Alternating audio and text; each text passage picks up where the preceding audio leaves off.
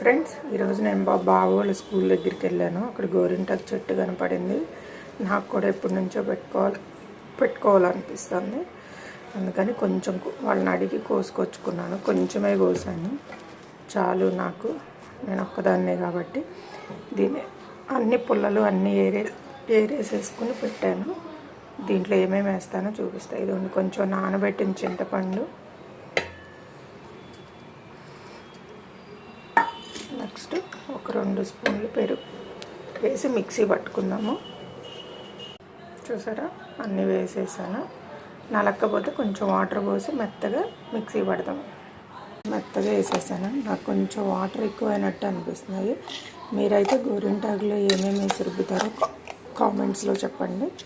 పెట్టుకోవాలి, ఎలా పండిద్దో తెలియదు. ఓకేనా?